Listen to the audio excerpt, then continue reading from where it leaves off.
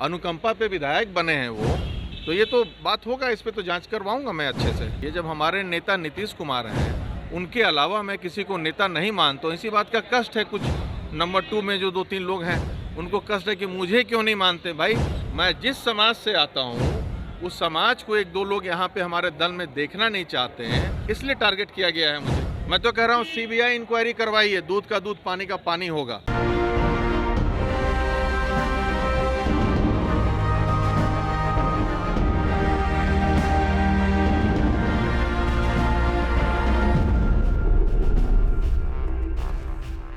नमस्कार, capital TV Bihar देख रहे हैं आप और मैं हूं आपके साथ आत्मजा।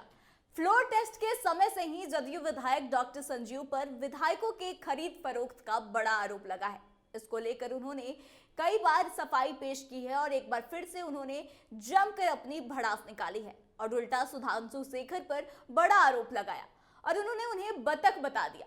उन्होंने कहा कि मैं बेकसूर हूं, सुधांशु शेखर बतख हैं, जो लोग मुझे फंसाने की कोशिश में लगे हैं सभी को एक्सपोज करूंगा। साथ ही उन्होंने पूरे मामले की CBI जांच कराने की भी मांग की है। तो एक बार आप खुद सुनिए क्या कुछ कह रहे हैं डॉक्टर संजीव।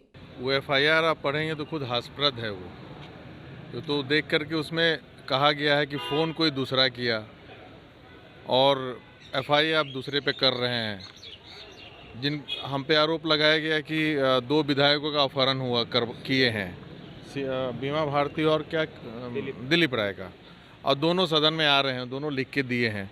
ऐसा तो कोई आरोप है नहीं, ये किसी के प्रेशर में आके किए हैं।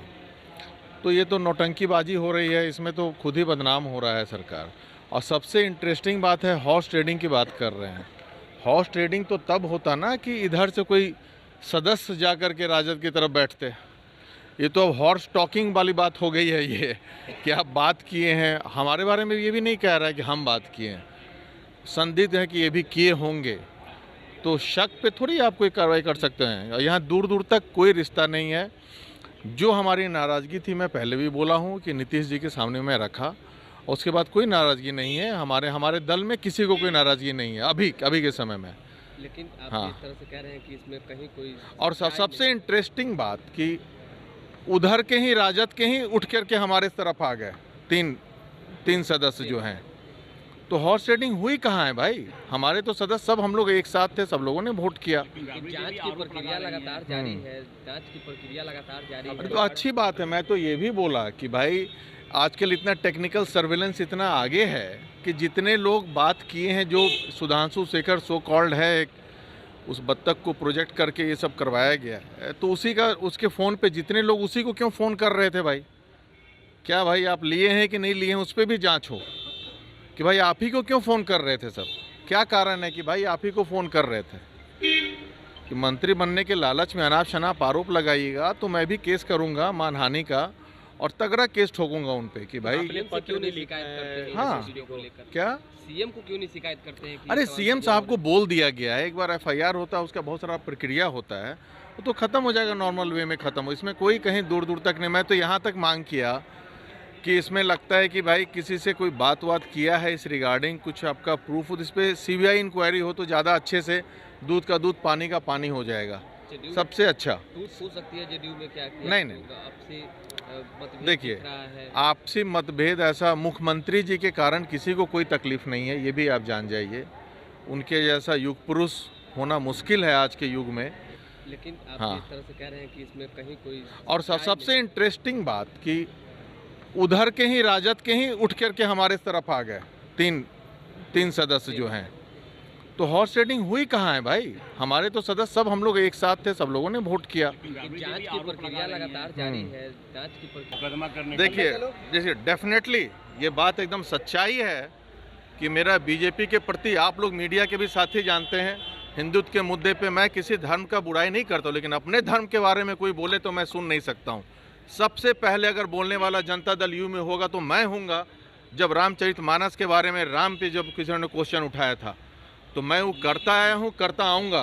मैं राष्ट्रवादी हिंदू हूँ और गर्व से कहता हूँ मैं राष्ट्रवादी हिंदू हूँ, और आदरणीय प्रधानमंत्री के जो पद चिन्ह उस पर मैं चलता रहा हूँ, चलता रहूँगा। आप बोले कि मानहानि मुकदमा करेंगे, कहाँ हाँ, नहीं करेंगे। अब प्रोसेस हो रहा है सब कुछ।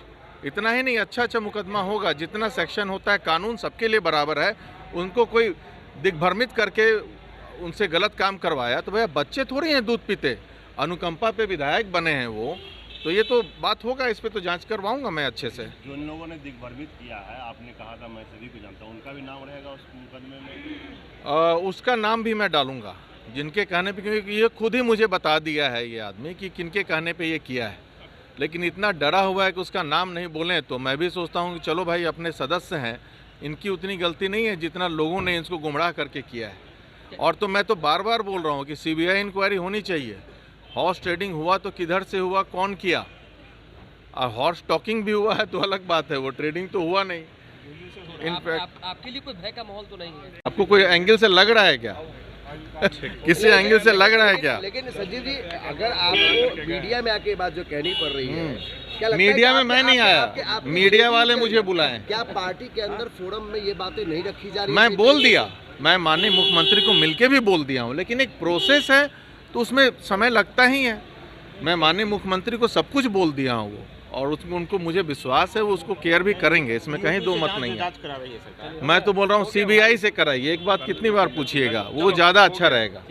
ये जब हमारे नेता नीतीश कुमार हैं, उनके अलावा मैं किसी को नेता नहीं मानता हूँ। इसी बात का कष्ट है कुछ नंबर 2 में जो 2-3 लोग हैं, उनको कष्ट है कि मुझे क्यों नहीं मानते। भाई मैं नीतीश कुमार जी को नेता मानता हूँ, पूरा बिहार उनको मानता, मैं उनकी बात मानूंगा, आपकी बात उन लोगों की बात मैं नहीं मानूंगा, ना उनसे कुछ मेरा लेना देना रहा है। इसी बात का तो उनको आग लगा हुआ है कि भाई ये हमारी बात नहीं सुनते, उनकी बात मैं क्यों सुनूं। भाई जनता हमारी भगवान है, विकास में अगर हमारे में कोई काम दिक्कत आएगा हमारे क्षेत्र में, तो मैं तो कदम उठाऊंगा ही।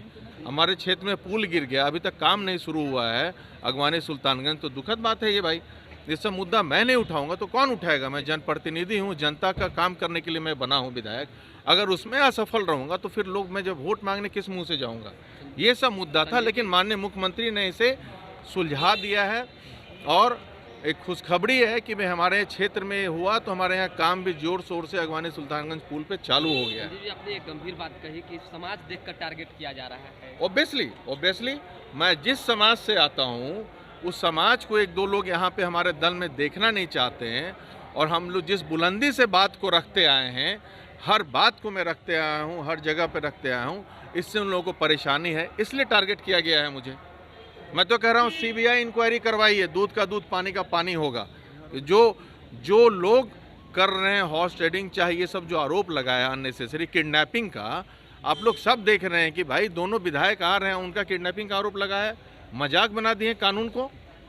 पुलिस के तरफ से इस मामले में आपको कुछ कहा गया है? क्योंकि जांच करने भाई मैं बात किया एसएसपी से, तो बोले भाई आप सर, आप पे तो एफआईआर का जो है सिस्टम आप देख ही लिए हैं, ये तो सब लोग कह रहे हैं पदाधिकारी के पॉलिटिकल केस है, ज़बरदस्ती कराया गया, दूर दूर से आपकी कोई, मेरा ना कॉल रिकॉर्ड है इससे, ना मैं इससे कभी 3 साल में मैं इस विधायक को जानता भी नहीं हूँ कैसा विधायक है, ना मेरी उससे कोई बातचीत है, वो तो मेरा नाम भी नहीं लिया बातचीत ऐसा, बस उन किसी के कहने में वो कर दिया, यही है। मैं तो बोल रहा हूँ कि सीबीआई से करवाइए। आर्थिक अपराध इकाई बहुत छोटा चीज़ है, जो जांच कर रहा है किडनैपिंग का केस, आर्थिक अपराध इकाई क्या जांच करेगा? तो मजाक बना दिए हैं। तो सुना आपने क्या कुछ कहा है डॉक्टर संजीव ने। साथ ही उन्होंने कहा कि विधायक सुधांशु शेखर पर मानहानि का केस भी करेंगे। उन्होंने कहा कि दूसरों के बहकावे में आकर सुधांशु शेखर जो हैं उन्होंने इस तरह का काम किया है, लेकिन वह बच्चा नहीं है, अनुकंपा पर विधायक बना है, मानहानि का केस कर दूंगा उस पर।